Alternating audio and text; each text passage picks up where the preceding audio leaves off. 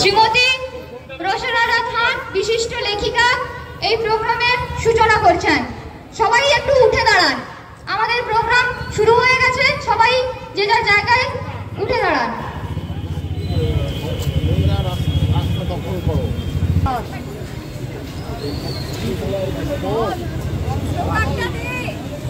We want justice. We want justice. We want justice. We want justice. ছাত্র সমাজ দিচ্ছে না, দর্শকরা নির্বাচন। ছাত্র সমাজ দিচ্ছে না, দর্শকরা নির্বাচন। We want justice. We want justice.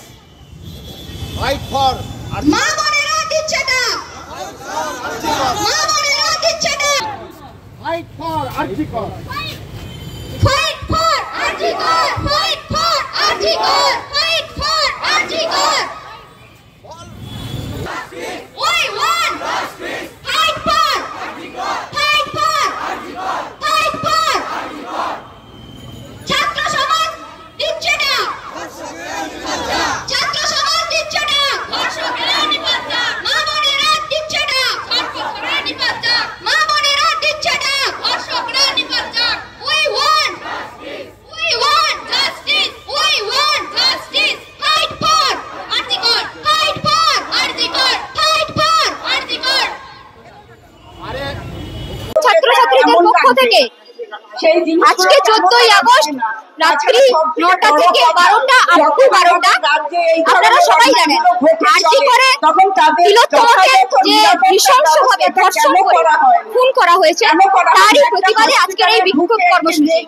পাশাপাশি আমরা এনশিওর করতে চাইছি যে আগামী দিনে এইরকম কোনো ঘটনার পুনরাবৃত্তি যেন না ঘটে। আমরা দেখেছি পশ্চিমবঙ্গ থেকে শুরু করে ভারতবর্ষের সমস্ত জায়গা, আমরা সন্দেশখালী, হাঁসখালী, মণিপুর, হাতরাস সমস্ত জায়গা দেখতে দেখতে এই যে নৃশংস ঘটনাগুলো আমাদের দোরগোড়ায় চলে এসেছে।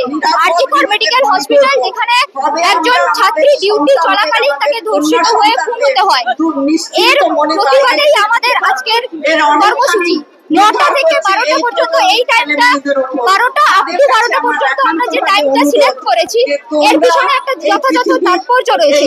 আমরা মনে করি বা আমাদের উপর, মেয়েদের উপর বিশেষ করে সমাজ যে ট্যাবু লাগিয়ে দিয়েছে যে মেয়েরা 9টার মধ্যে বাড়ি ঢুকে যেতে হবে বা 9টার পর বাড়ির বাইরে বেরোনো যাবে না।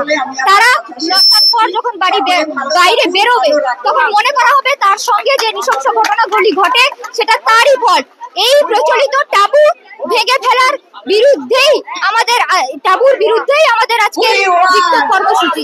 সবাই, সমস্ত স্তরের মানুষ, শিক্ষক, শিক্ষার্থী, এলাকার প্রগতিশীল অংশের সমস্ত মানুষ আমাদের এই প্রোগ্রামে অংশগ্রহণ করেছে। সবাইকে অভিনন্দন। আমরা আশা করছি যারা যারা এসেছেন আপনারা সবাই আমাদের প্রোগ্রামে অংশগ্রহণ করুন। আমাদের যে প্রতিবাদমূলক নাচ, গান, নিজে লেখা কবিতা বা মুখামুখির ব্যবস্থা করা হয়েছে, ওইটাতে অংশগ্রহণ করুন। আমাদের প্রোগ্রামে থাকুন, কেউ চলে যাবেন না। কেউ চলে গেলে আপনারা জানবেন যে পরবর্তী দিনে আপনি বা আপনার পাশের বাড়ির বোন বা আপনার পাশের আপনার মেয়ের সঙ্গে এই ঘটনা ঘটবে না তা আমরা নিশ্চিত করতে পারি না।